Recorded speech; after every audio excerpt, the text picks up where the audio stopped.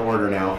Let's call to order a regular business meeting of the Board of Education for Monday to December 11th to order. If I could ask everyone to please stand and recite the Pledge of Allegiance.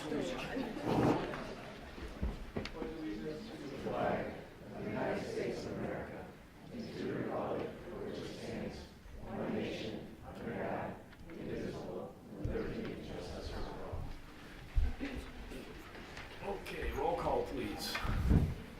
Jim Gadsden. Here. Pat Rudy. Here. Kevin Huber. Here. Scott Booth. Here. Karen Lundstedt. Here. Ellen Mauer. Here. Max Thurman. Here.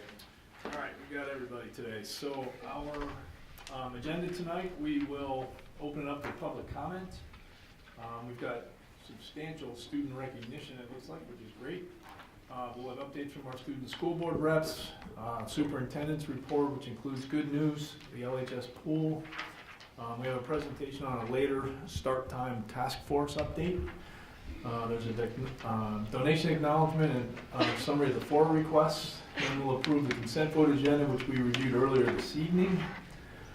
Updates from program and personnel and facilities and finance. Scott, any further update on property? Not right now. Okay. CEDAW? Nothing? All right. IASB, Jim? Okay. Then we will have a brief executive session tonight. We won't be taking any action after that executive session, so no action after we convene that session. All right. Anything else? All right. Anybody from the public who would like to speak tonight? No one from the public stands to address the board. Then let's move on to the recognition. VHHS Principal John Gilliam steps to the podium. All right, well, good evening. It's an exciting night tonight to have many of our athletes here from both schools. And we're going to start with our swimming program. At Vernon Hills, we have had the most successful swim season ever. Right? So exciting times here for our female swim and dive for sure. And so our head coach, Kedrick Greenwald, is going to come up here and talk. Also, Libertyville has continued many years of great success in their female swim and dive program as well. Their head coach is not available tonight, so Kedrick is also going to talk about Emma, right, Emma, from Libertyville as well. So these 4 will be honored by Coach Greenwald. Coach Kedrick Greenwald steps to the podium. First up, our first finalist actually just arrived back being out of town. Her performance this year was good enough to earn her the opportunity to swim at the junior national meet, which was at Iowa City, Iowa. Did a phenomenal job. This young lady has just come such a long way with her swimming and continues to grow and get faster and faster every year, and just look forward to what she can accomplish next year as a senior. And so I'd like to call up junior Drew Peterite, who was 11th in the 50 freestyle. Swimmer Drew Peterite gets a certificate and a hug from Coach Greenwald, then shakes hands with Dr. Gilliam and Superintendent Lee. Next up, we are very fortunate with the Vernon Hills Girls Swimming and Diving Program to be very youthful, and this next state finalist really speaks to that youth. She is truly one of the best incoming freshmen that we've ever had, and really reminds me of one of our program's best swimmers in the history of the program. This young lady earned a 9th place finish in the 200-yard freestyle, and no doubt will be here being represented, hopefully representing our swim team again for years to come. So freshman Casey Craffey. Casey Craffey gets a certificate and a hug from Coach Greenwald, then shakes hands with Dr. Gilliam. And then the last young lady from Vernon Hills High School that I'd like to speak about is a young lady who, I've bragged about this many times over, is our diver here being represented. And this young lady's only been competing in diving for 1 year. Now, she comes into the program with a significant gymnastics pedigree, which certainly helps in the crossover, but it's not an easy transition, and after only a year, this young lady earned a 3rd place finish at this year's state meet, so sophomore Allie Landis. Allie Landis gets a certificate and a hug from Coach Greenwald, then shakes hands with Dr. Gilliam. Lastly, as awkward as it might seem that a Vernon Hills teacher and coach is honoring a Libertyville swimmer, I was fortunate enough to have met Emma Gleason as a 11 or 12-year-old with my affiliation with the local swim club. And so I've known Emma for quite some time, and to see her grow, not only as an athlete, but she's just an incredible person. And I've told her many times over how jealous I am that I don't have a young lady like her on my program. Did a phenomenal job, really improved tremendously this high school season to earn herself, remind me, was it? An 8th place finish in the 100-yard butterfly, sophomore Miss Emma Gleason. Emma Gleason gets a certificate and a hug from Coach Greenwald, then shakes hands with LHS Principal Dr. Tom Coulandes. Oh, thank you. Thank you. Superintendent Lee and Board President Grudy shake hands with the swimmers, Coach Greenwald, Dr. Gilliam and Dr. Coulandes. They all stand for pictures.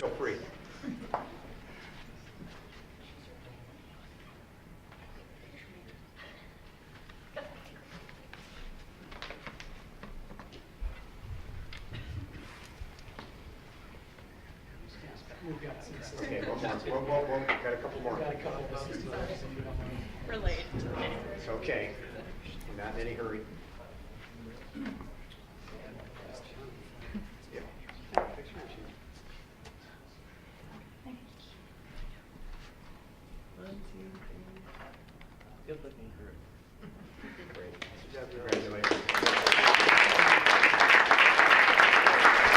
After applause for the swimmers, Dr. Gilliam returns to the podium. And to continue, this is like deja vu all over again. Our girls cross country team just continues to kill it. Year over year, they have proven their abilities and their tenacity on the cross country course. This year was no different. And I said last year at this meeting, and I'll say it again, this is by all aspects one of the most, if not the most healthy program in the building. When you look at the number of kids in participation, their results year over year, and we really love their coaching staff as well. So let me introduce head coach Suzanne Curry.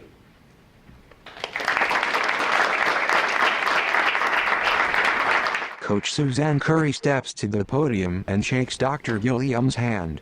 Thank you, Dr. Gilliam, for those kind words. Obviously, the program would not be what it is without, first of all, the kids. We attract great kids. They come from great parents.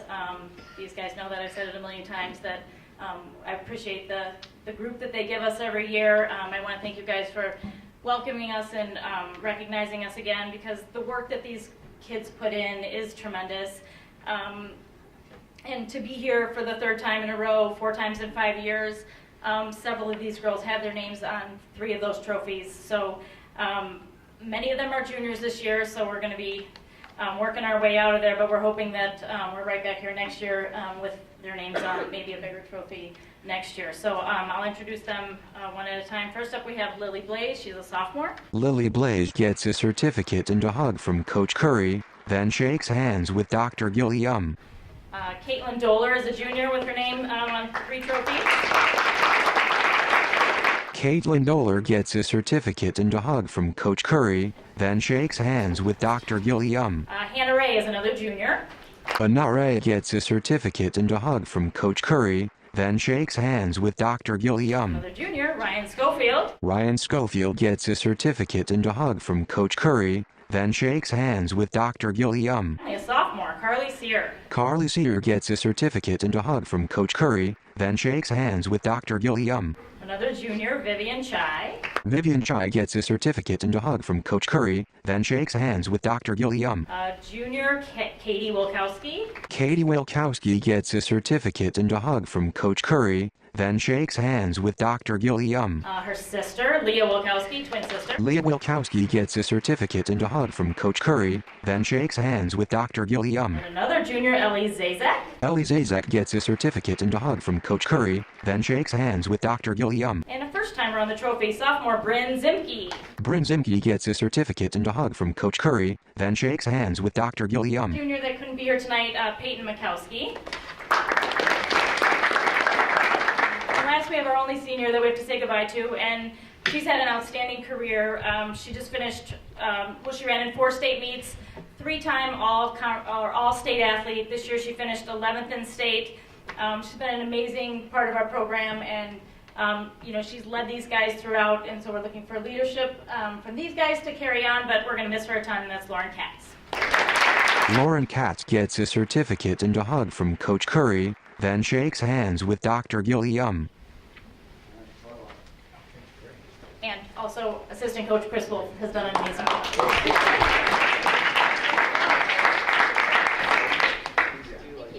Superintendent Lee and Board President Grudy shake hands with the cross-country runners, Coach Curry and Coach Wolf. Dr. Gilliam joins the group and they all stand for pictures.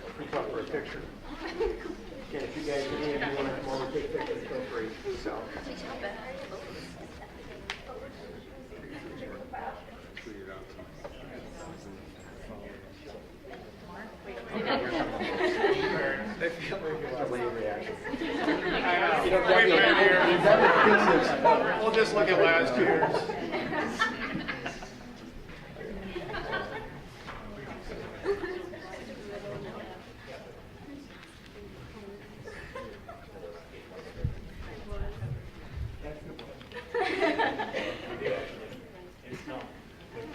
Good job. After applause for the cross-country team, Dr. Lee addressed the audience of students and parents. Congratulations, girls. Phenomenal work. And parents, before you go, we always say this is our favorite thing to do. So we all work together over the years so the kids can be successful, right? So this is always exciting, and it's the most fun thing that the board does, and certainly we do as district and building administrators. Having said that, we know that the young ladies here tonight have been successful for a variety of reasons, but the huge reason is the support that they've received at home and from family and friends, and you working with them over a period of time and providing them support and guidance and assistance in their journeys along the way. So before you all leave tonight, we'd like all the parents and family members to stand up, and let's give them all a round of applause. Come on, don't do that.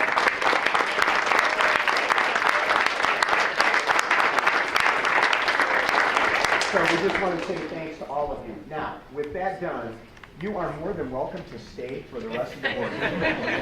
However, if you want to exit stage left or right, you won't hurt our feelings. Okay, so we'll leave that up to you. So thanks for coming. Congratulations. Thank you.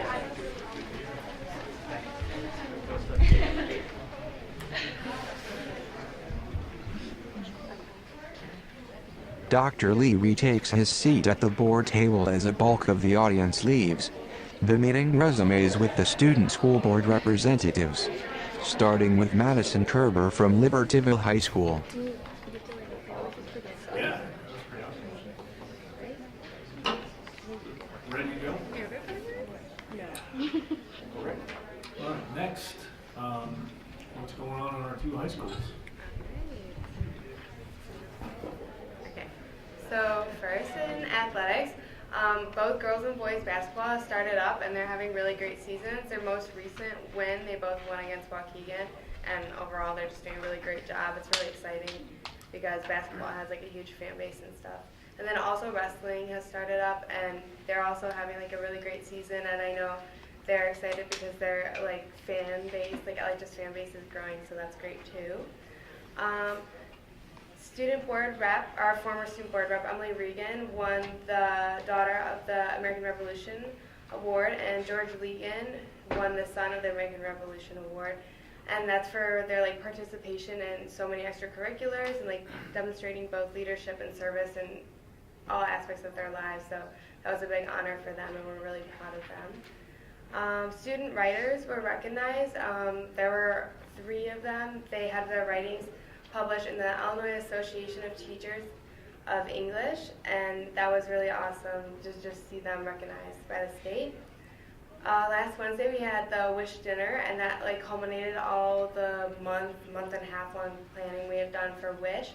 So the families that we raised money for and bought the gifts for came for the dinner. There were a ton of volunteers, which was awesome. So plenty of people to play with the kids and stuff, and people to help the families bring the gifts to their car. and it's amazing to just see how like thankful they are. So that was really awesome. And then actually the day before that, there was a senior dinner for seniors in the community that was hosted by the school and NHS. And after that, a lot of the seniors go to the choir concert. So there was a choir concert on Tuesday as well as Wednesday, and it featured all the traditions with like the candlelit processional, and they always sing the Hallelujah chorus. And then as well, seniors got to like shoot off confetti cannons during one of their songs, which was pretty cool. I'm in choir, so that was like a great experience. Next, we hear from Lower Kinlaid. So, Hot Chocolate Friday started at LHS. It is a great way and a fun way to keep students motivated and smiling through the last push of the semester, and we really appreciate it. D128 students selected for all state ensembles, so LHS and VHHS students selected for the Illinois Music Educators All-State Ensembles. So students will rehearse and perform with a guest conductor and students from across the state from January 24th to January 27th for high school musicians being selected to the IMEC State Festival is the highest individual honor they can receive, and Kelsey actually received it, so good job to her. And then LHS art students had their artwork featured in the art show Thursday, November 30th, and students were invited to walk through the main gym to admire an array of creations from LHS art students. In the evening, the art show was open again for people from the public to come in and purchase various pieces of art. And then also College Board selected LHS out of the pool of 447 high schools for the 8th Annual Advanced Placement Honor Roll. So the significance of this award is to recognize districts who have improved access to AP coursework while maintaining or increasing the percentage of students earning scores of 3 or higher on an AP exams. So this is a really big honor for our high school. And then Curie Cats, which is like a coding cats or like STEM for girls at Libertyville High School, connects with LHS alum Gwen Shotwell. So on Thursday, December 7th, the LHS Curie Cats Women in STEM Club hosted a conference call with Gwen Shotwell, LHS 1982 graduate and president and CEO of SpaceX. So that was really cool to see. Yeah, that's it for us. Next, we hear from Heba Ahmed, senior, Vernon Hills High School. Alright, so we have our all-state musicians heading down to Peoria in January. From orchestra, we have Ariel Cha and Nikki Madanovich. And then from band, we have Bobby Black, Joshua Liu, and Cece Gao. From choir, we have Donnelly Black, Kaylee Brand, Kelsey Carita, and Jillian Bose.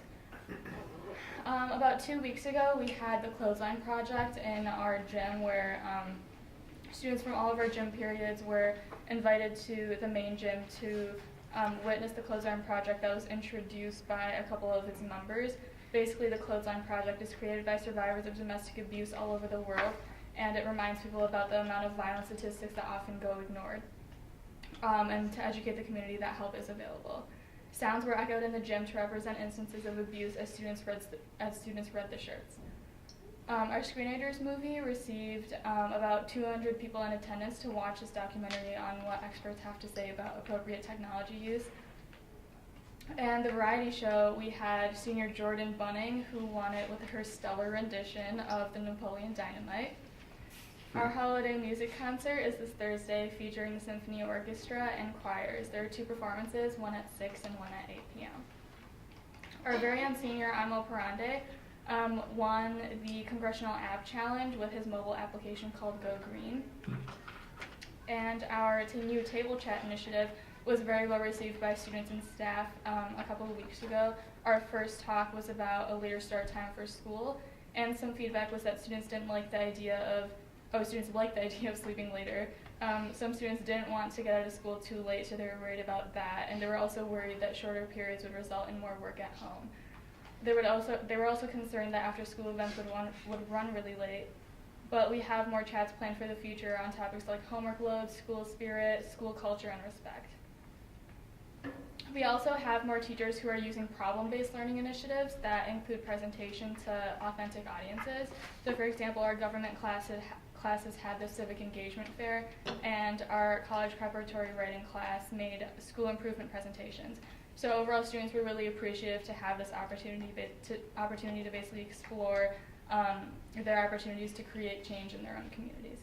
Next, we hear from Kelsey Carito, senior, Alright, so last month we kind of gave you guys an overview about the Lucy Light campaign that our VH Give Club was launching to provide light with these devices called Lucy Lights to our sister school in Uganda.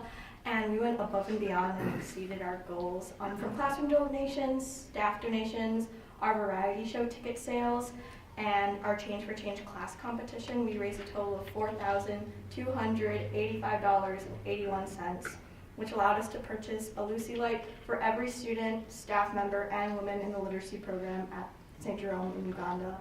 And the total of lights that we purchased was 282, and we had leftover money, so we had $1,500 raised as a leftover, and we donated that to the school to help them purchase teacher resources, including books and curriculum to help prepare the students for the national test that they all need to take to qualify for high schools down in Uganda.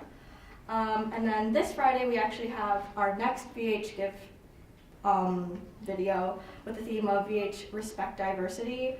And the executive board, Ms. Beagle, Mr. Friedrich, Ms. Carroll, and Mr. Phelan prepared a video with interviews of students similar to that of Humans of New York. We called it Humans of VH. The goal is to emphasize diversity in our school community and highlighting that we need to respect all our similarities and differences. The Chamber Choir finished its season after caroling in the community this past month, feeding my starving children, Brookdale, the senior citizen home, and we also came to the district office. And we all had our magical dessert concert at the Byron Colby Barn, and it was a success. This Wednesday, we're headed down to the city to sing on WLS, 8:90 a.m. from 6:45 to 7:45 a.m. And also next week, we'll be going to WGN at 8:15.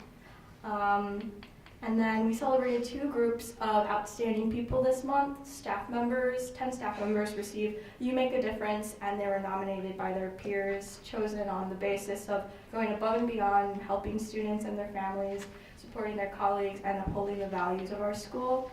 And those winners were Barb Doble, Mike McCalliu, Julie Schroeder, Suzanne Curry, Christy Rivas, Brandon Waters, Craig Baumgars, Bo Warmbold, Radhika Joshi, and Doug Gerber. And also we recognize students at the Cougar Class Act Award, which has similar goals as well, but recognizing students. And then lastly, a student-written and directed musical, 2008, was selected to perform at the Illinois High School Theater Fest down at Illinois State University in January. So they were selected out of many schools that applied over the state and have 2 performances down there. That's cool. There's some great stuff there. Yeah, great job. Board President Pat Grudy. So, just ask, upcoming events here, this Head Start presentation, they haven't seen that yet, I would imagine? Right. Okay. So normally we could say you're more than welcome to leave if you'd like, but I would highly encourage you tonight to stay. You might be interested in the next topic, all right? Okay, great job. One other thing. No pressure there, by the way. Now I dare you to leave. The other thing is the diversity video, right, that you're gonna see. If we could get a link to it or show it in a future session, I wouldn't mind seeing it. I think it'd be good for all of us. Yeah, absolutely. Yeah, if you remember, I don't know if you remember or not, but we have a first ever Student Diversity Council. And that council was highly involved with kind of the formation of this VH Unite initiative, and then specifically this video. She mentioned several. I should mention Kevin Phelan is another one who was a speaker. Yeah, that's great news. Yeah, fantastic. All right, superintendent's report. Okay, we have some more good news, no surprise. I will say before we start good news this evening that one of the highlights of our year at district office is when the VHHS choir comes over with Mr. Little to sing to us. It just sets the table for the holiday season. They're just amazing every single year. So, Let me add to that. Actually, I was at the PADS homeless shelter at our church last Thursday. Thursday, 5th week in November. I know it's the 5th week. And they were singing there as well. And just kind of warmed the hearts of all those poor people that didn't have a place to stay. So it was great. Unfortunately, I missed the performance because it was just before my shift started, but I did see Jeremy there, and what a wonderful thing to hear that they had just sung to all the homeless people. Now, church, sorry. So the next time Dr. Grudy's around, you can pull him into the group. That would actually not help your cause, just so you know. Okay, more good news to share. District 128 is excited to announce that the College Board has selected and recognized District 128 as one of just 447 school districts in the entire United States and Canada for the 8th Annual Advanced Placement Honor Roll. According to the College Board, the significance of the AP Honor Roll distinction is that it recognizes districts that have simultaneously increased access to AP coursework while maintaining or increasing the percentage of students earning scores of 3 or higher. Honor roll districts defy the expectation that expanding access to AP automatically results in a decline in the percentage of exams earning scores of 3 or better. So congratulations to our building administrators and teacher support staff, district administration, and of course the board for their support of our work in the district. We're very proud of everyone for their efforts. VHHS junior Max Yu earned a perfect 36 on his ACT test. According to ACT, his achievement is both significant and rare. On average, only about 0.1% of all test takers earn the top score. Among U.S. high school graduates in the class of 2017, just 2,760 out of over 2 million who took the test earned a composite score of 36, so congratulations to Max. 15 VHHS students received the December Ellen Swick Cougar Class Act Award. Recipients were nominated for going above and beyond, for being compassionate and encouraging individuals, and for being exceptional representatives of the Cougar values. Congratulations to all recipients. Rosie Mailing, Lee Judea, Eric Panea, Ryan Schofel, Jimmy McDonald, Brian Shim, Kevin Diaz, Dylan Hoffman, Owen Christensen, Jasmine King, Brian Lauman, Jessica Ripes, Chandra Lambana, Lily Prokotsky, and Ritva Ramesh. More than 200 senior residents of District 128 joined us for annual holiday dinner and concert at LHS. We appreciate the continued support of our senior residents. Special shout out to the members of the LHS National Honor Society for helping serve our special guests. We couldn't do it without you. And of course we had the companion dinner prior to Thanksgiving at Vernon Hills High School, which was wildly successful once again. The following LHS and VHHS students were selected for the Illinois Music Educators All-State Ensembles from LHS. Melissa Manich in band, Tara D'Souza in composition, Eloise Hides in band, Meredith Golden in band, David Lee, clarinet, Matt Newberger, orchestra, Ainsley Lounsbury, FMES, Lauren Randolph, choir, Alexandria Hibbert Brown for choir, Paul Nauman, choir, and Beck Gantos for orchestra. From VHHS, Ariel Cha in violin, Jillian Bose in voice, Kelsey Carrito in voice, Kaylee Brand in voice, Joshua Liu, alto saxophone, Bobby Black, tuba, Nikki Mendanovic, piccolo, Denali Black, voice, and Cece Gao, the flute. Students will rehearse and perform with a guest conductor and students from across the state on January 24th to 27th. For high school musicians, being selected to the IMEA State Festival is the highest individual honor they can receive.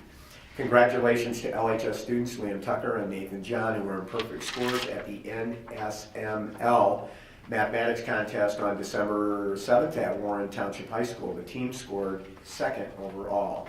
The D128 Special Olympians have been very busy lately, competing and bringing home additional honors.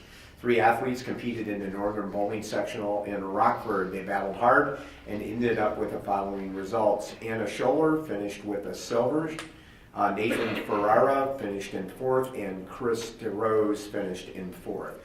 The floor hockey team finished 3rd in Division III at the state floor hockey tournament. The team lost in the first game 6-1 to state champion Orland Owls, but bounced back to beat Shavona Park 7-4 to take home the bronze medal. Team members are Johnny O'Connor, Nathan Ferrara, Anthony Bertol, Joseph Mahler, Mallory Marvin, Mason Reyes, Alexa Donato, Chris DeRose, Anna Scholler, Vinnie Roberts, Tristan Hidalgo, Charlie Halperin, Chris Morosin, and Shaw Karanen. The basketball teams are also off and running. The orange team is 1-1, losing to Evanston High School, but beating Jacobs High School, and the blue team is 0-1, having lost a tough one to Jacobs. Congratulations to LHS Model UN delegates who participated in the Stanford Model United Nations Conference in November. Izzy Greenberg won Best Research for her representation of Ajax the Lesser in the JCC Greek Committee. Tony Cardinal won honorable mention as Deiphobus in Trojan Wars Council. Leah Hartung won honorable mention for representing Christopher Liddell in the National Cyber Convention, and Drew Hopkins won outstanding delegate for his representation of Madagascar in the UN Climate Change Convention. Congratulations also go to Model UN delegate Olivia Galvin for winning honorable mention in the Cabinet of the USSR 1948 at the Chicago International Model UN Conference. The team is coached by Matt Thompson and Lauren Pottis. The following LHS students have been recognized, as mentioned earlier, by the Illinois Association of Teachers of English for their prose and poetry writing. Anna Lagutke, first place for Unrequited. Anna also earned first place recognition last year. Ashley Pignoni, first place for Doors to Amaranth. An honorable mention for Beware of Laura and Ashley. And Christine Zhang, honorable mention for Life. Their work has been published in the 2016-17 IATE Bulletin. Their work was submitted by their teachers, Karen Lemastry and Ann Singleton. So we want to take the opportunity again to thank all of our students and the staff that work with them for just the incredible efforts academically, student activities, athletics, and maybe most important in community service. So our students just do a phenomenal job, and the adults that work with them. So great work, and keep it up. Always look forward to reporting out on your success. Okay, next on the superintendent's report tonight is the LHS pool update. And Mark, if you want to just take a minute and update us on where we're at right now. Yes, Prentice, and the board. We're moving forward at Libertyville High School with the pool project.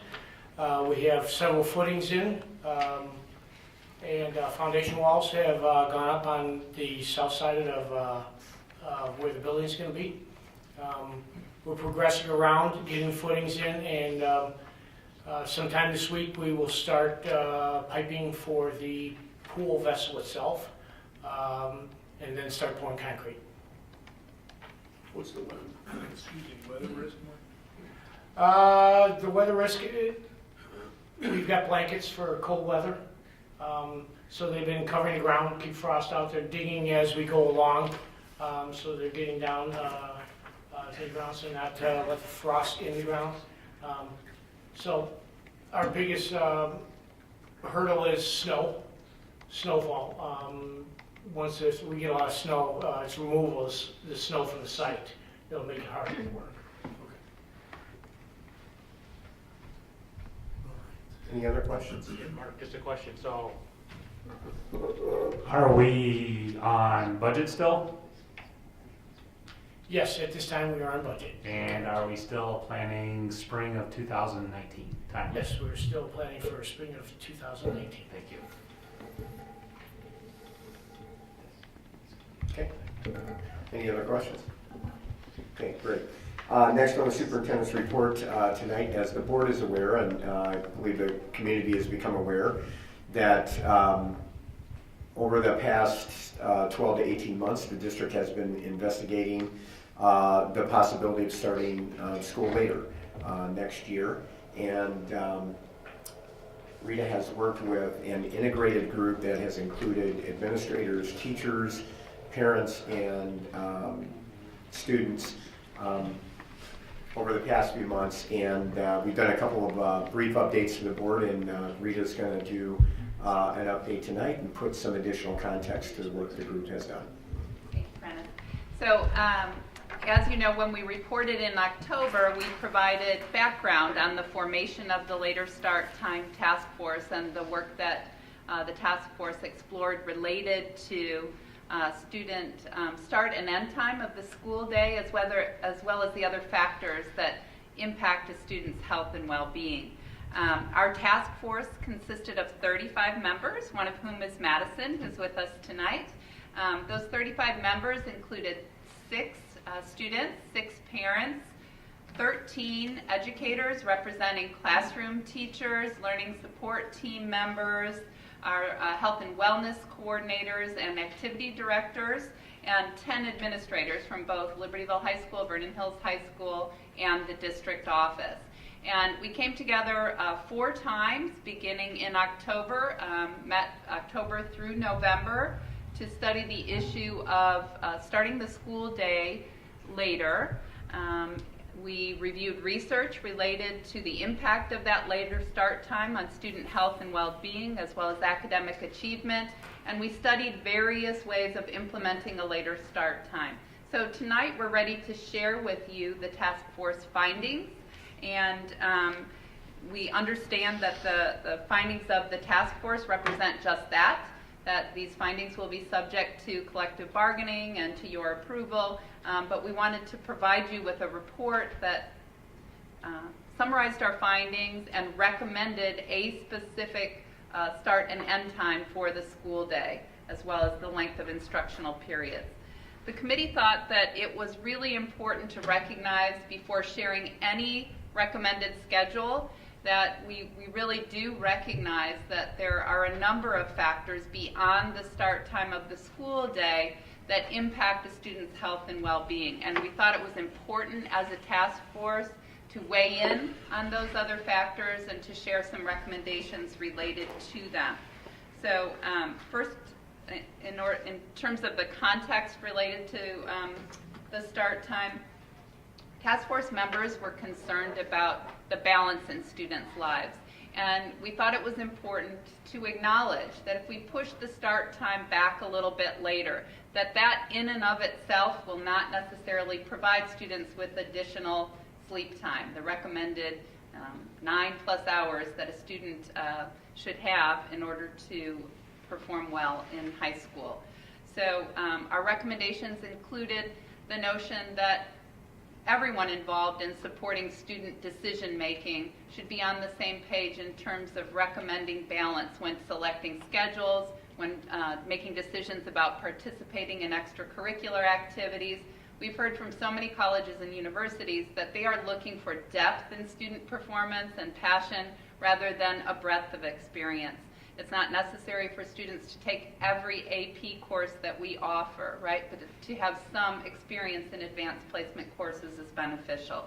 So the task force recommends that we consider balance, that we also acknowledge that sometimes when we're working with students, we think about our work with students rather than their entire day and the work that they experience as a result of all of the things that they do during the course of the day. So we recommend that this issue of balance be one that as a school community we continue to discuss and work on in addition to considering a later start time.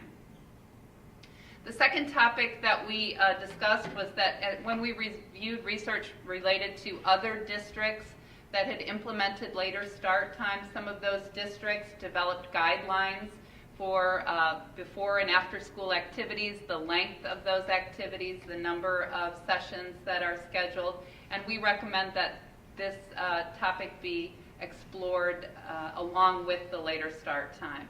So the other concern expressed by members of the task force was that when you move to a later start time, the purpose of doing that is defeated if we pile up lots of before school activities for students. And so we recommend that we understand that time and space constraints require scheduling some practices before school, but if the decision is made to push this time later, that we're really conscious of the number and kinds of activities that we schedule prior to the official start of the school day as well. Next, we talked about homework and the impact that homework has on a student's schedule, and we thought it was important that as a school community we engage in conversations about the purpose of homework that is assigned, the length of those homework assignments, the learning goals associated with them, alternatives to homework, consistency in how homework is assigned across similar courses. and other topics related to this issue of homework that we continue to discuss together as a school community, and we take that into consideration related to start time as well. Finally, we looked at 0-hour early bird courses, those courses that begin prior to the start of the school day. And most of the task force, the vast majority of the members, believed that it was important that we continue to offer these 0-hour and early bird courses to provide flexibility to students and parents, as well as to face the reality of space constraints with science labs and other things that are used throughout the day. So we have some 0-hour PE classes that meet, which is a full period earlier than the start of the school day, and we have some courses, science lab courses, AP courses, that are a period and a half that start a half a period before the school day and then finish at the end of the official first period. So the recommendation of the task force is, while that would require some students to come in earlier than the start time we're recommending, that it's a necessity to provide for flexibility for students and to recognize the space constraints that we have with science labs. Board President Pat Grudy. We did. Can I ask one question? Sure. So the 4th bullet point, some members opposed the basic. Yes, sorry. Yeah. So what was their recommended solution to the problem? There was not an alternative discussed. There was just we wanted to be sure that we reported all the conversations accurately that took place among task force members. So those who had a strong philosophical bent that if we're saying that it's healthy for students to begin their day at 8:30 or later, then we shouldn't be scheduling anything prior to that. We shouldn't be scheduling any classes, any practices, anything. But the majority of the task force members recognized, well, ideally, students should start at a later time.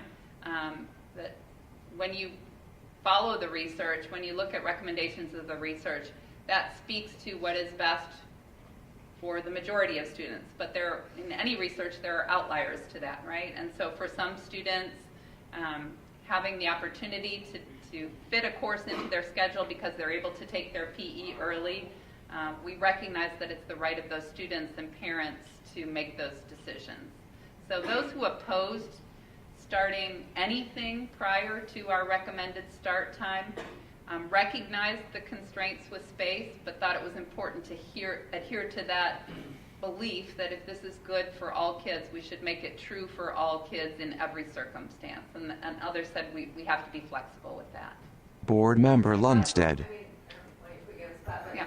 How many courses students are actually participating right now, or do you have that information in 0-hour early bird? Yeah. So we have a section of 0-hour PE at each school, So and how many kids is that?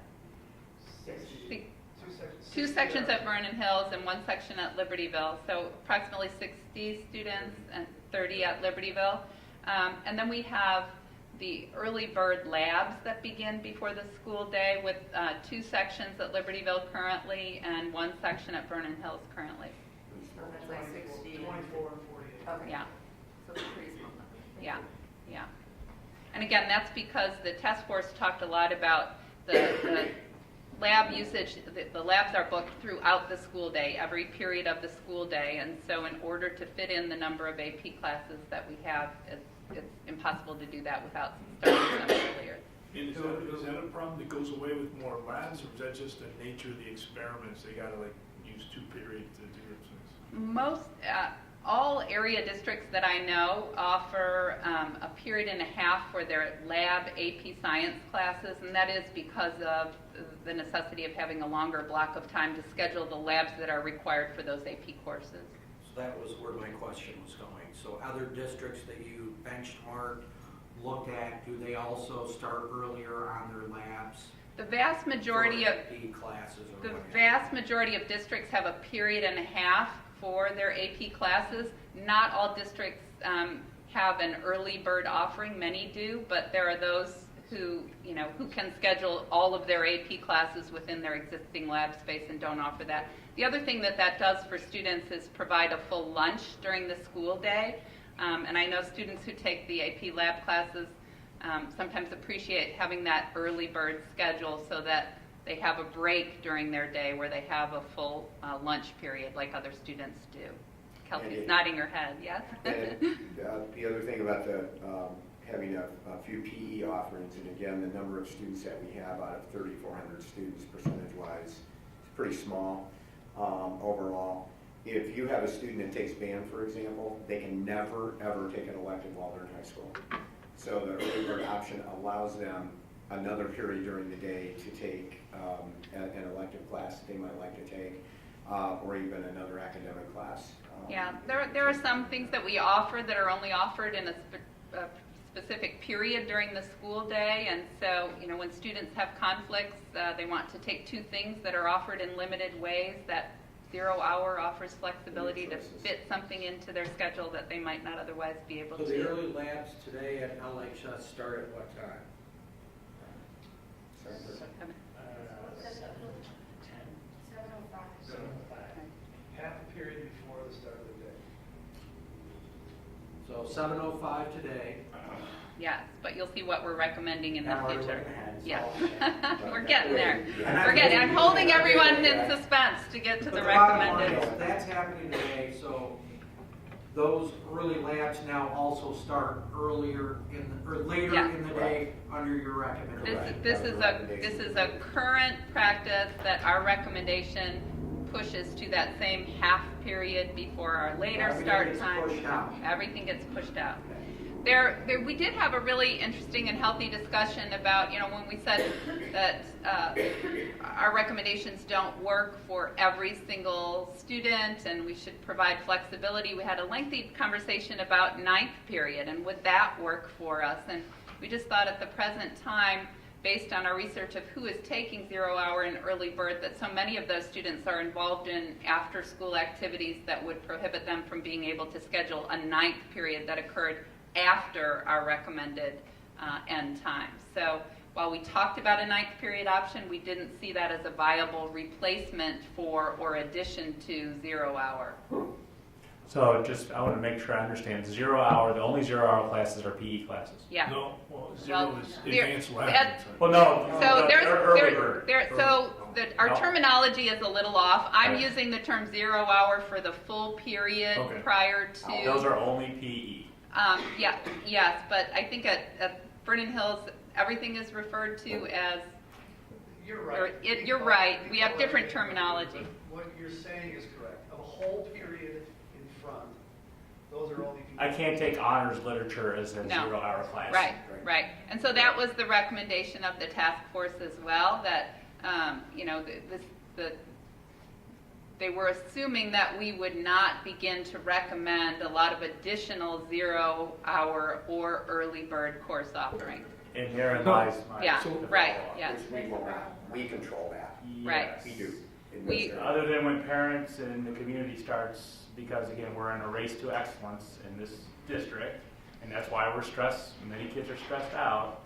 And so and again, I'm glad of what you said as well, but I know a lot of board members, and we started the discussion about the stress levels. Sure. And now we're giving an opportunity, another block of time here for people to think that they perhaps can fill it with something else. That was a very real concern of members of the task force, including parents on the task force, students on the task force. Madison can attest to that. We had many conversations about this concern, that we really wanted to make it clear that we didn't recommend any kind of piling on of lots of different opportunities and courses and other things prior to the school day. But some members of the task force did point out that, there will be times when things will have to be scheduled because we simply don't have any other space available during some practice seasons to fit those practices in after school. So the task force was not recommending the elimination of all after school. We tried to take a balanced approach to this too. There will be some necessity of having things before school to provide students with flexibility, but the recommendation was not to pile those things on because suddenly we had newfound time. So Kevin, I think to your question,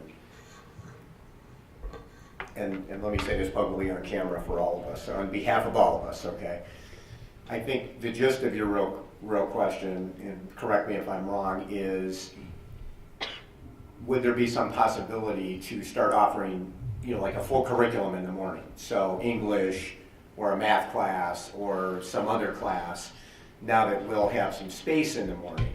And so my response earlier was we control that. So first of all, we have a scheduling process that we go through here that comes from the building up to district office, and then we work with John and Tom at district office. So if we were going to look to add possibly something, there would have to be a rationale for that. They would have to convince us of that, and we would have a conversation with all of you about that. So I would say if, as a board, you're kind of willing to help us hold the line, if people come and say, nope, this is an opportunity now, we want you to offer 10 other classes in the morning, if you guys will stand with us, which I know you will, that's a rhetorical statement there, then we will continue to do what we've been doing for a long time here, and that is really to delimit the possibilities in the morning to things that we absolutely have to do for space, and also to give students some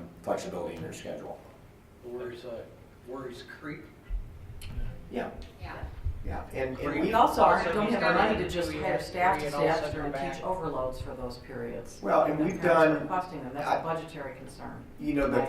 The 13 years I've been here, we've had 0 hour and early bird, and what we are reporting out tonight is what we had 13 years ago when I started here.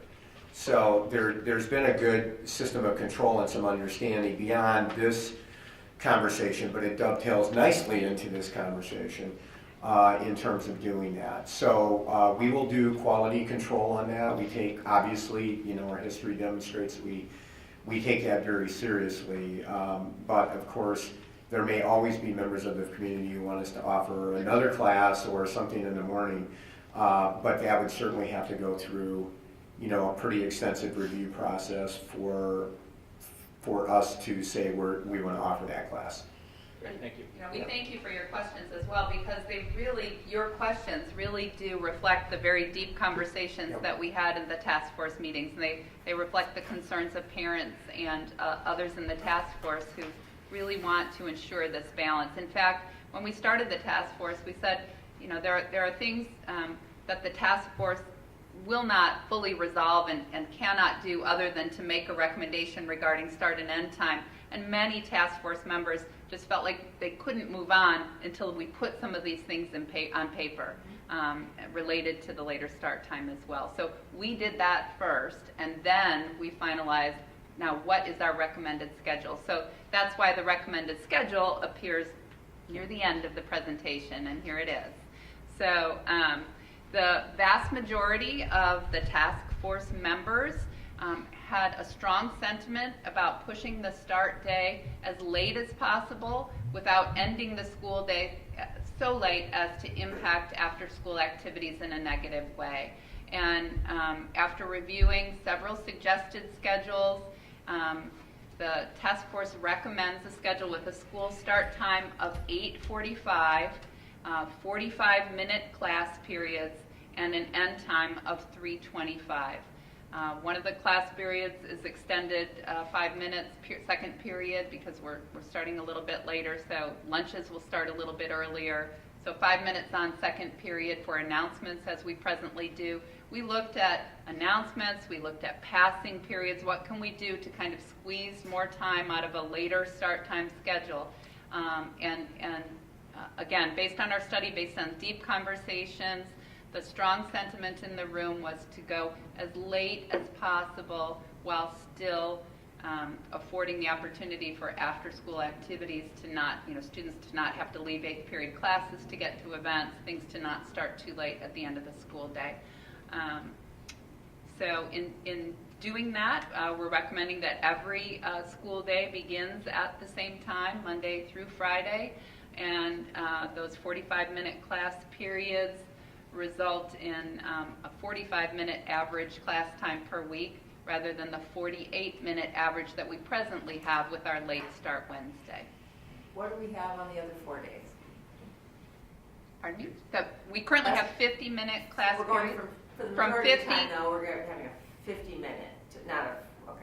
Yeah, so the average class time per week on our present schedule is 48 minutes, which is the 50-minute class periods, Monday, Tuesday, So Monday, Tuesday, Thursday, Friday, the class periods are 48 minutes? are 50 minutes. 50, No, so it's only the one day. One day. So we're comparing it to just the Wednesday of late start, not to the... No, the average. So the Wednesday late They're start all is 5 a days shorter. over the week. Oh, how long are those? Those are 40 minutes 40. presently, right? Oh, okay. Yeah, Thank you. yeah, yeah. So Said what we the- did was average out the time. So, presently we have 4 50-minute classes, 1 40-minute class, and we're recommending that we move to 5 45-minute classes per week.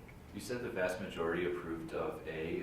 Yes. What number out of the 35 is that? We did not take up a count.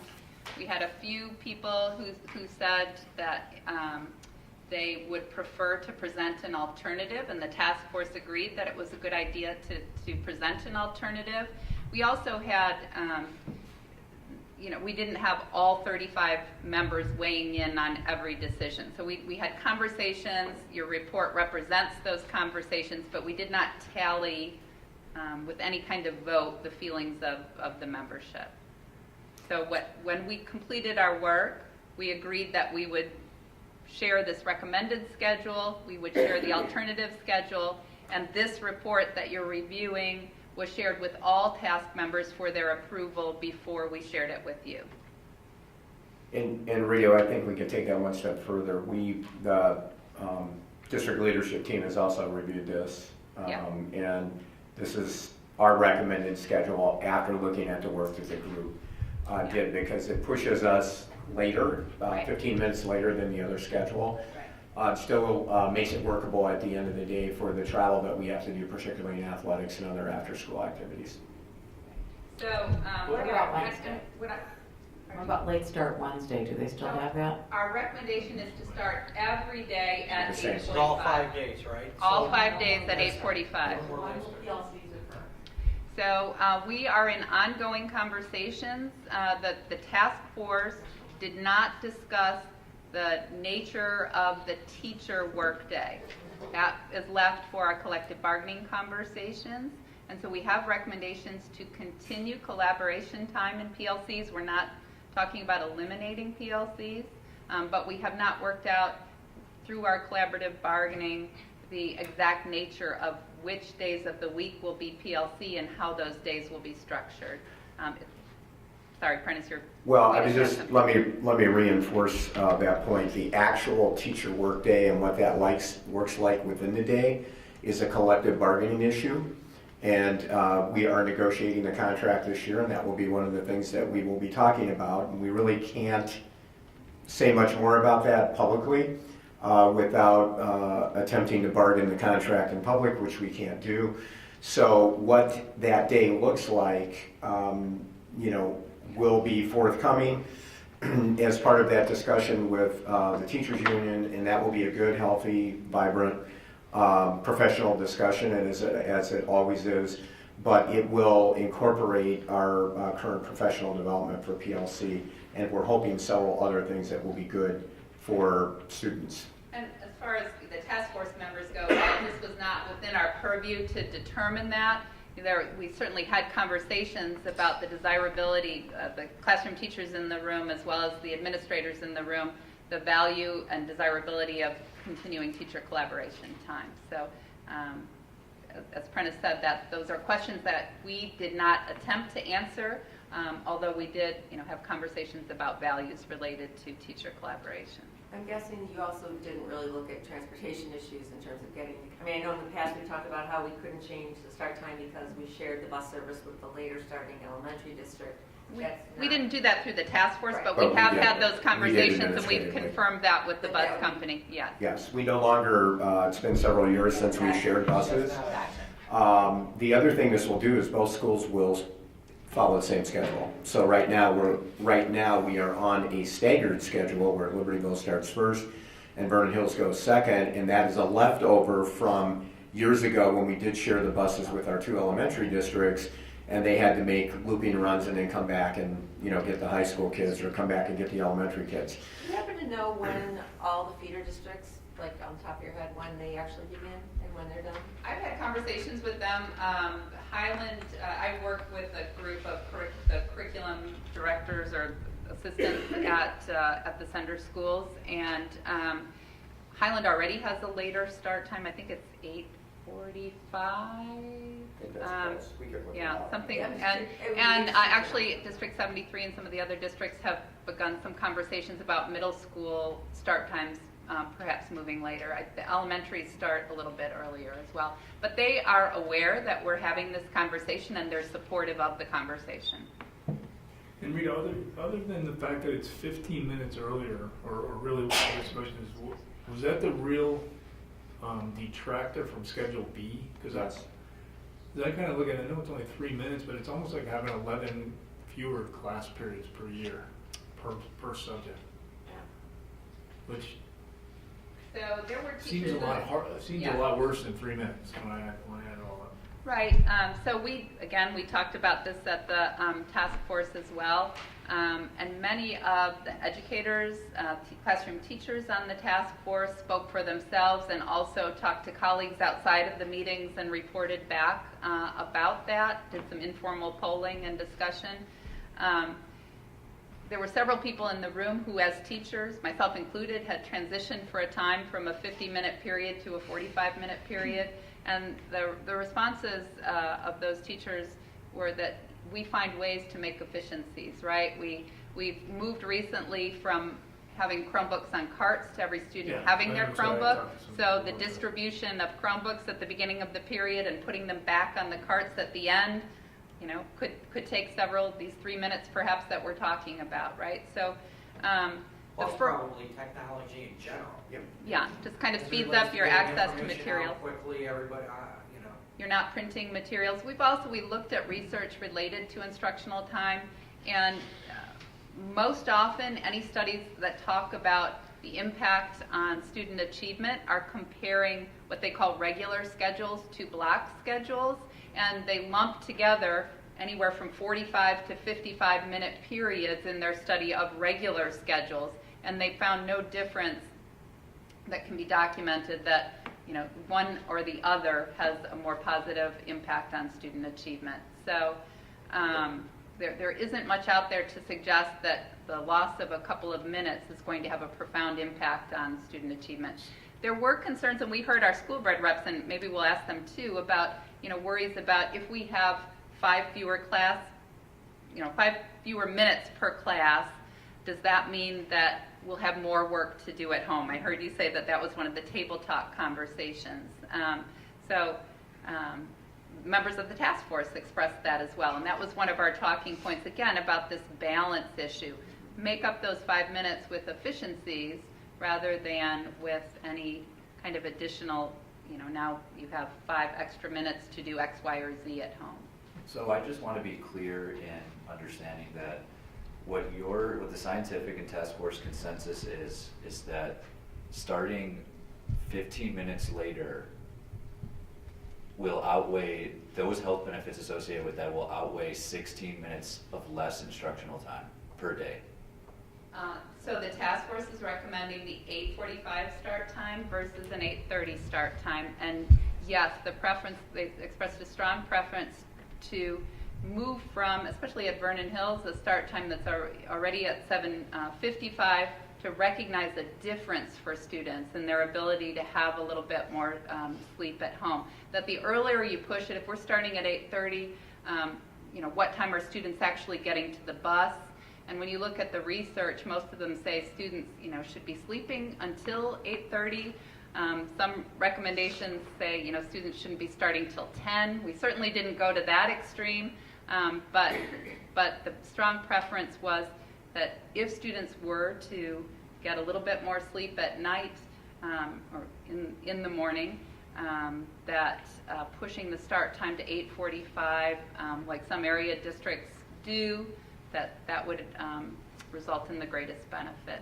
There really is no research that says a 45-minute period versus a 50-minute period produces declines in student achievement. So there is research that says students, should sleep as late as possible when they're in high school. What's the minimum number of minutes per period required by the state? The state requires 300 minutes of class time per day, not including lunch. So We're beyond that. we're beyond that. Much. Right. What's the average? 305? I'm sorry, what does it come out to? 360. 360 So is we're our, 20 we're way 20% beyond the over. required, We're way over. yeah, we are way beyond the Can required. you talk a little bit about benchmarking other districts in our areas relating to class time?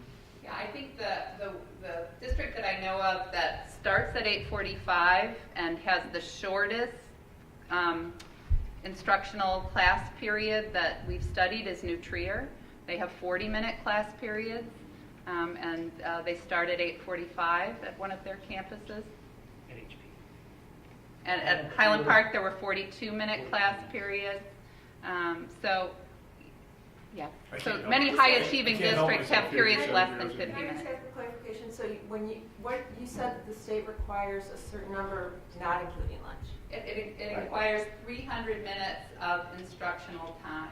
Okay, but 360 includes lunch? No, No. it's instructional. Yes, it does. So we have Oh, really? So 300, that's- we that's have not- 315 minutes. So Oh, we're okay. above the, with. Can we change that? We should change So that we slide. probably ought to change Yeah, that. good catch. Yeah. Yeah, that's good, Carol. Okay. Just out of curiosity, I can't help myself here. What does Stevenson do class-wise?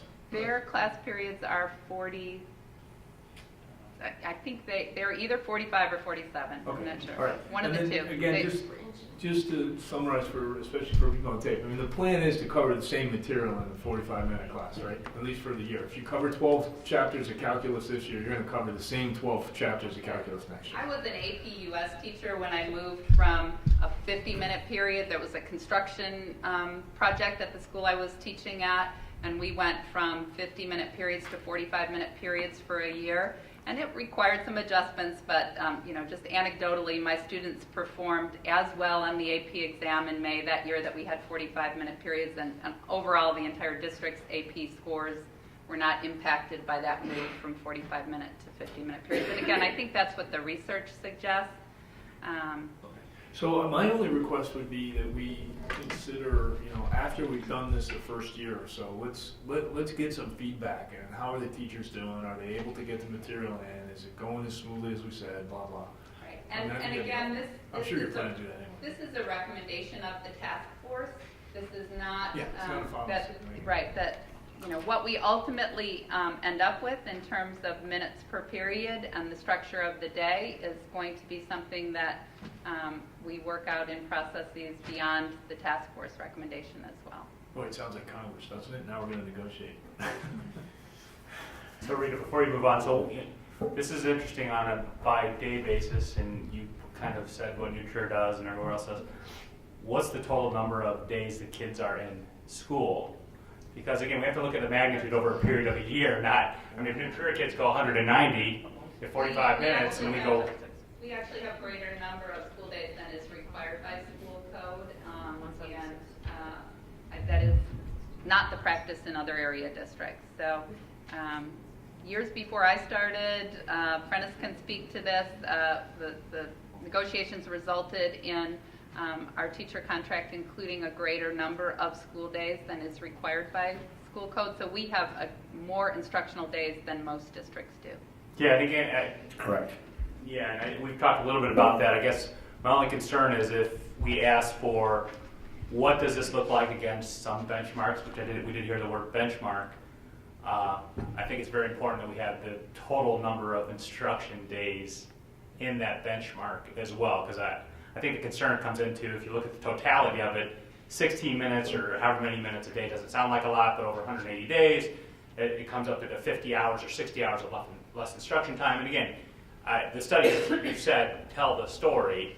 Sure. But every experience is different. We understand that, and there certainly isn't consensus complete consensus on the task force, and I imagine, as conversations continue, there will be varied opinions about this as well. But the task force was really clear about this idea that rather than losing instructional minutes, efficiencies can be found at the start and end of periods to maximize the time available in the class period. And we have a very professional teaching staff, and if this were the schedule that we were to adopt, our teachers, I am quite confident, would ensure that our students are as successful as they presently are by finding ways to be a little bit more efficient in how they begin and end their classes. I got two things. One for you four. Do any of you support 8:30 over 8:45? Okay. No Secondly, preference. Rita, if you, one request I have is, sure. I'd be interested to hear someone that supported the earlier start time, their justification for doing so. And I was going to talk about that when we move Perfect. to this next slide. So there were, and I will say a couple of members of the task force who felt strongly about this particular schedule, moving to a 47-minute class period, which is 1 minute different than our current 48 minutes.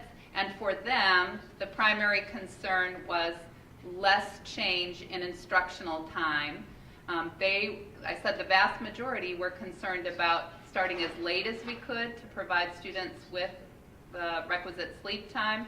For a couple of members, preserving 47 versus 45 minutes was their primary concern, and that's why this schedule was discussed. And that was really the only reason that they spoke to in support of this, is that for them that 47 minutes was very important. If they recognized that if we were to retain 50 minutes currently, that we'd have students here till very late in the day, and all after-school activities would be impacted. So starting at 8:30, retaining the 47 minutes was their way to kind of be closer to what we presently have. So do you think the core members of that group are made up of educators then?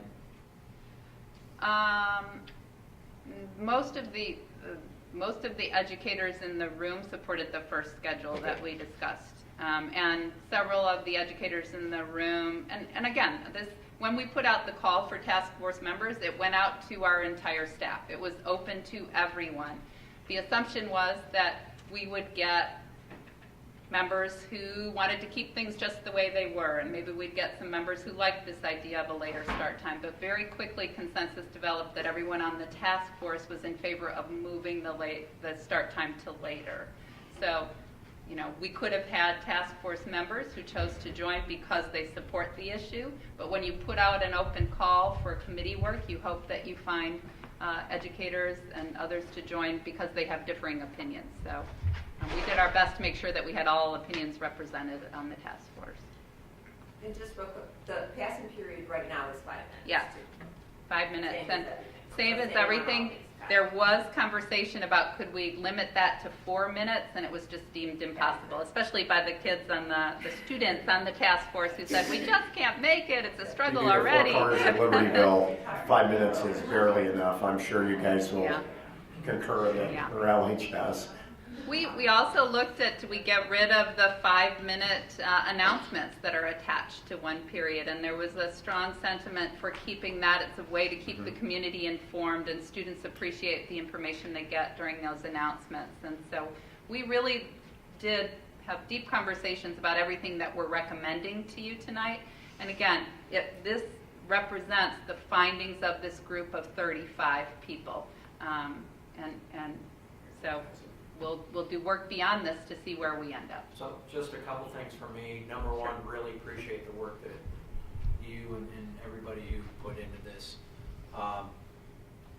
It's the right direction in which to move. I think, if I had two just recommendations on my own, number one is this gets more widely, what's out there, people are going to see it. It's going to be in the board meeting highlights.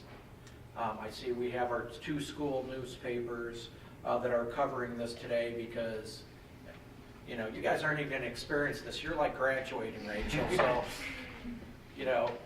But it's going to be out there, and people are going to be kind of intrigued by it, excited about it, whatever. And so, I'm looking, Mary, so communication as this goes out, I mean, my first thought when I started looking at this, the 0 hour, I forgot about it. And I think people need to be re-educated because some people don't have the labs and they're like, well, you're going to do alternative classes. I think you just need to say today we already have early bird and 0 hour, John, whatever you call them. So to make sure, no, this is nothing new. This is what we do with our labs today. So kids, have a certain amount of kids doing gym at 7 a.m. So explain it that way. And two, not everything to me is about benchmarking. You do this because they do it and you do it. But I think maybe the most anxiety, I think what you've heard from a lot of people, boy, are we really losing something and going from 50 to 45, or do we feel more comfortable with 47? I'm hearing that we're already at 50, way above everybody else. 45, we may be on par, or even still. It may be worthy to put that benchmarking data out there, some comparables that we always look at. You heard some of the schools that were brought up, looking at the class size, but also the days.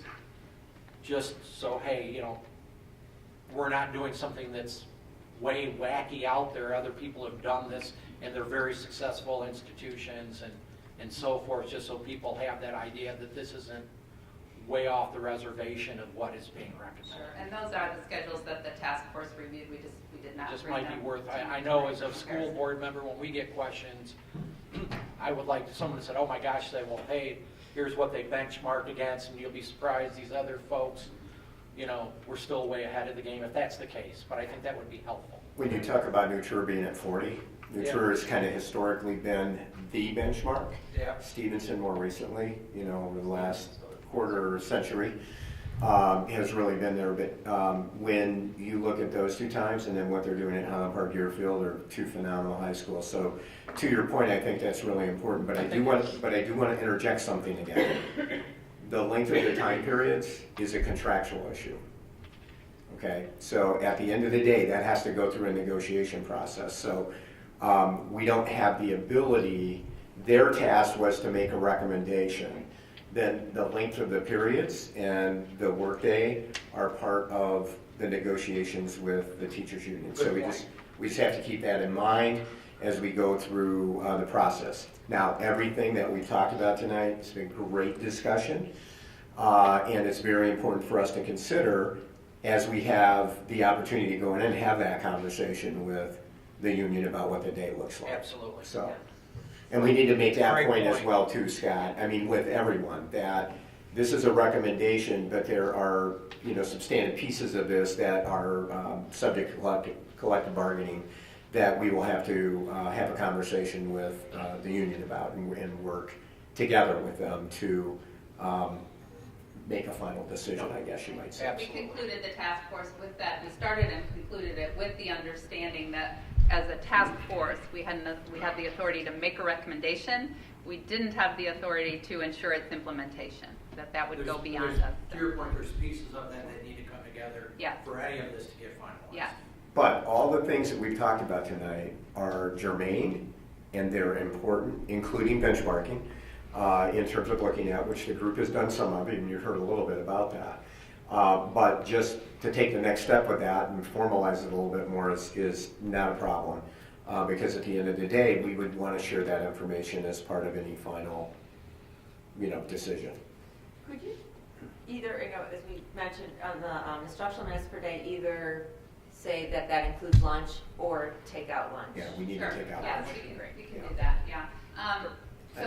School code does not include lunch, but we do have, school code does not include lunch in our count of instructional minutes, but one of the reasons that we left it in this report is that unfortunately we do have some students who take classes 8 periods a day and are involved in things, that they don't take time out for their... So you said Stevenson has 40 periods? 47 at Stevenson and 40 at Nutrier. So at 40, how many classes do they take? Because that would put them under the state They have a 9-period day. Okay, so they have one more period, right? Yeah. So they're fitting more things into their... Right. Yeah. Okay. Just when you're comparing apples to Seems apples. like, Right. how can they do that if they don't have? Exactly. Yeah. That falls below the state requirement. That Right. doesn't. So some Districts students, also can bank time. some students aren't taking lunch. Correct, some kids eat in their classroom. Some students have, you know, a science lab maybe for half of their lunch, or are booked up in other ways that, you know, they're a bit overscheduled, and so. I guess that's another discussion, but to me that just seems kind of contradictory to what we're trying to do here with health and wellness. But And that's why the task force felt really strongly about, you know, it's not just about the start and end of the school day, it's about these other issues of balance that, again, the task force couldn't solve, but very much wanted to comment on and make recommendations about. Just one Yes, and response. do you have anything I think to our add? John, go ahead. It's important, John. Go ahead. Just one response to that. We have credit limits for Yeah. students, so they cannot. So a student that doesn't, can you think of a kid that doesn't take lunch? It's probably because they're doing something like a chamber choir in non-credit bearing, elective in nature. They have credit limits, so they have to have a free period, and almost every kid takes a lunch right there. Yeah. But there are very few instances where a kid will not take a lunch because they're doing something elective, non-credit bearing. So the student and the parent have made a decision for them to take something else. And one other thing, just to your lunch at Vernon Hills, we have half period lunches, so you would only take half of a period off of those instructional minutes. What did they do the other half? Study hall. And study hall, the school code does allow, as long as you are in a study hall that's supervised by a support staff member or an educator, that does count in your total instructional And minutes. just to be clear, my understanding is, John, they do that because your cafeteria is so small. That's exactly right. Thought I'd But put that's that not on true for record. Libertyville. Well, thank you.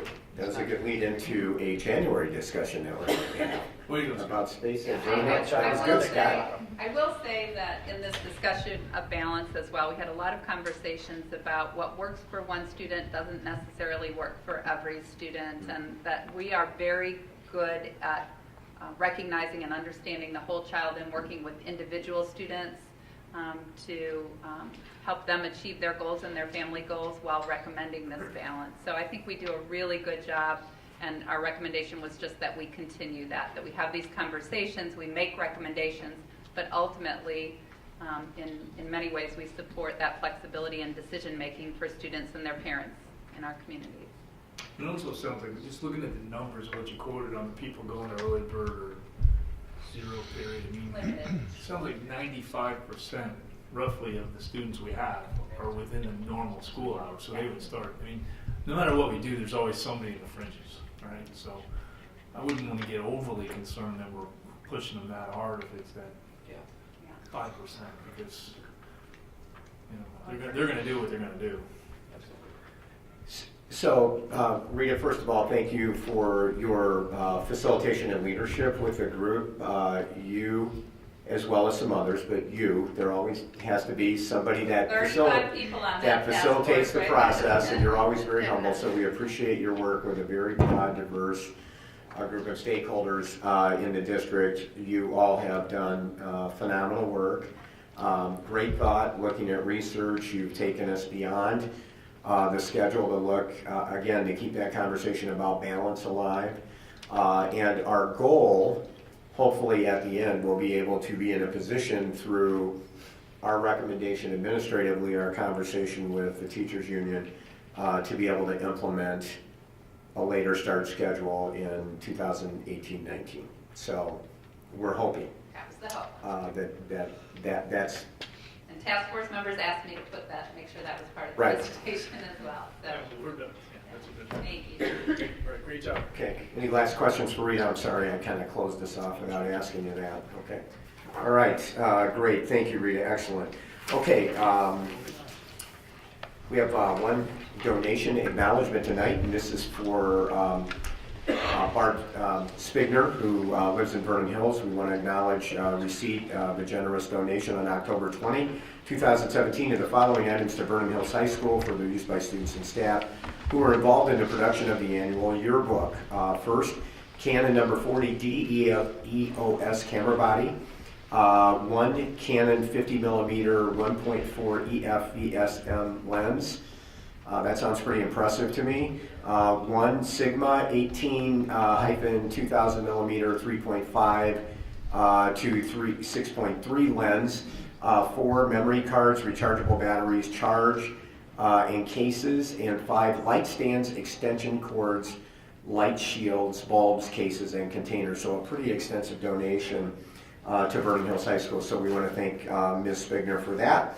And last on the superintendent's report tonight, we had 2 FOIA requests since we met last time.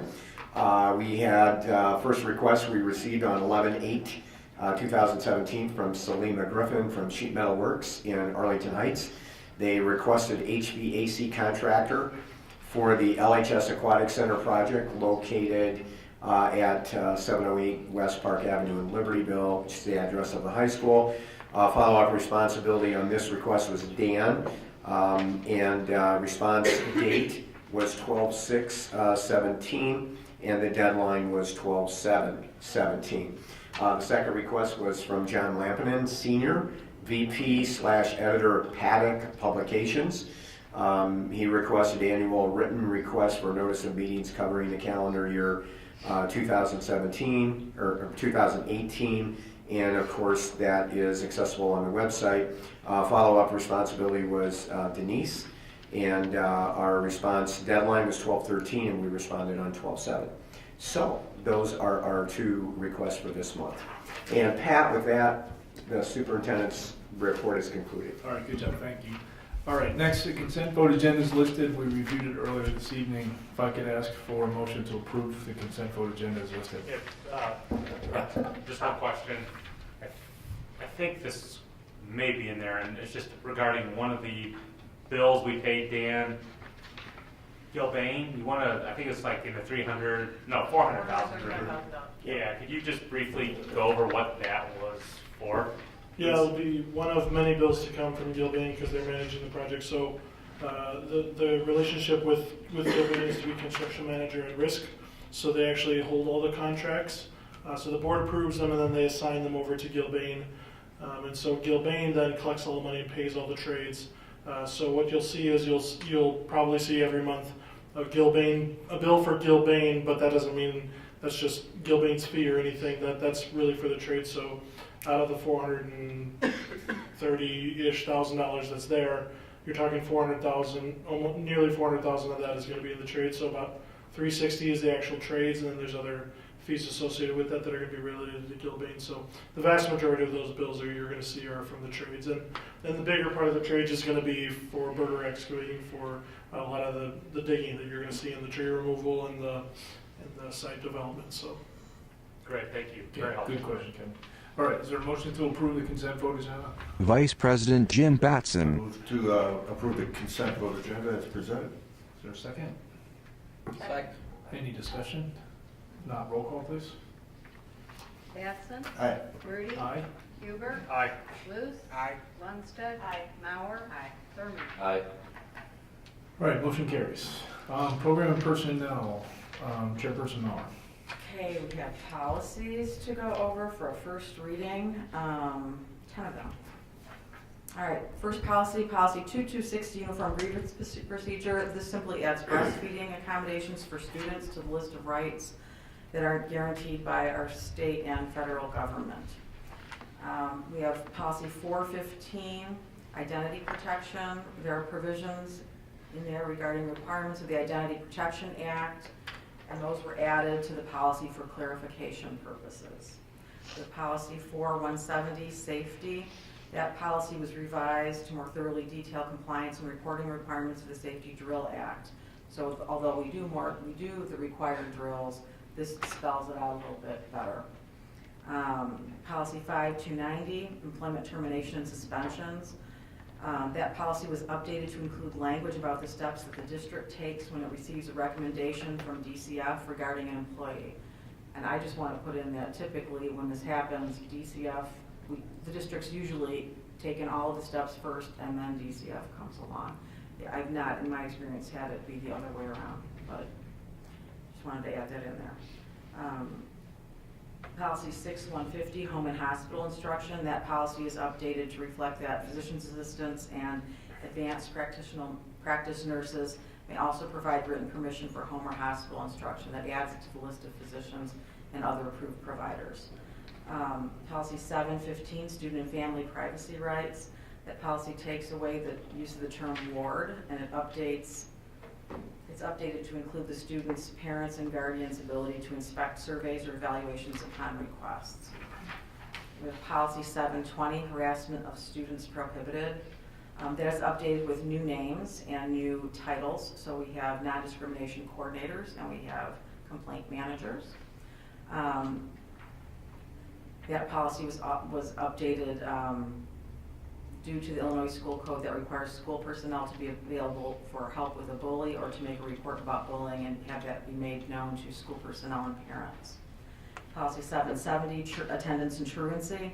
That policy adds language that allows a student to be excused from attendance at a school whose parent or guardian is on active military duty.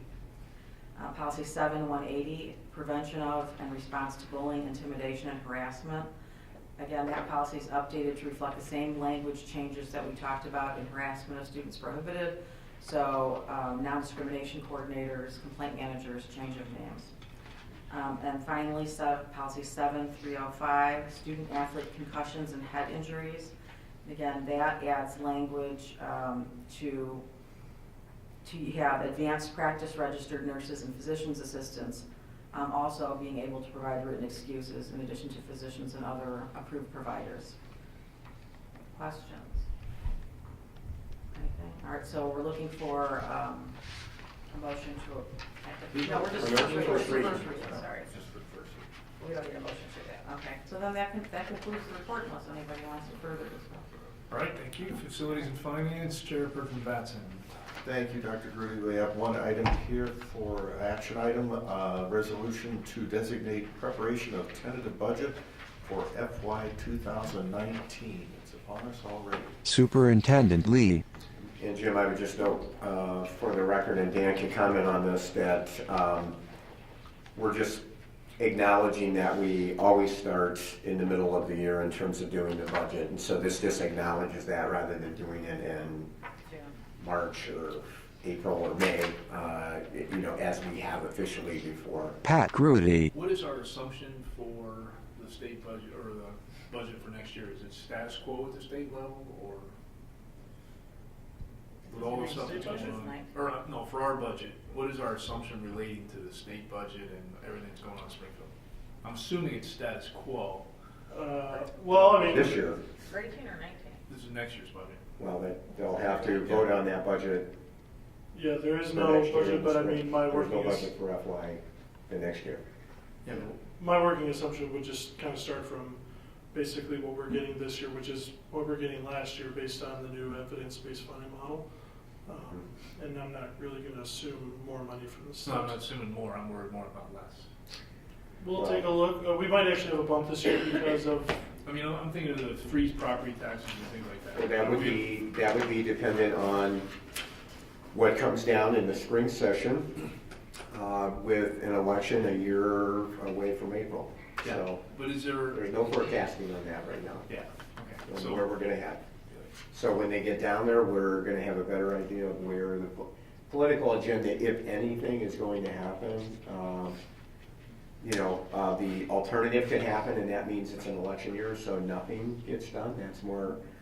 That's usually very common at the federal level, and it's also common at the state level. So we're going to have to see what they anchor in on when they get back down there in the spring, and then we're going to have to work with legislators and do what we do to connect to the process there and see how we can make sure our voice is heard. Okay. And I'd say ultimately, whatever stage we're at in the budgeting process, it'll be using the most current information we have available, and with kind of, if we have a sense that something's coming down the pike of kind of like, kind of doing a 1B version that would assume, what would that impact be, and kind of being aware of that. Yeah. But like, for example, we make our staffing decisions in spring. March. Yeah, that's why I'm asking. Yep. Because what you're saying is by the time they're back in session, it'll almost be too late for us to really do anything. Well, it always is, and we've had that conversation, and remember, we have to do our staffing then, because by state law, we have notification deadlines for tenured and non-tenured employees, and if we miss those notification deadlines, and we are not hiring a position back or a person back, They have a contract for the Oh, I following year, understand. so really, I know, yeah, you do. But just for the public again, the budget cycle, the state's budget cycle, to Pat's point, does not line up with the actual staffing, which drives 70% of the cost of our budget. So anything that happens in the spring session is usually after staffing, because it runs all the way out to May. So whether it's a state budget, it's a decision on property, tax freeze, it's a pension cost shift, whatever it might be is going to happen after we've gone through a process that we're legally required to do by the state, which drives 70% of our, at least, of our budget costs. So it doesn't sync up, real well. But Pat, to your earlier question, there is a state budget in place that was the governor vetoed and then was overridden for this year, so FY18.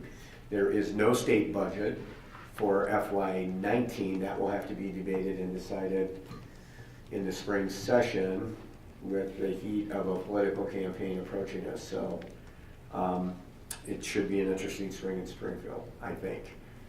Okay, so Jim, was there a motion? So this is, no, we need a motion, and it's just starting the process. We're just beginning Yeah, that's our all. budget process. So we need a motion. Board Member Scott Lewis. I move to begin and accept the budget process going forward.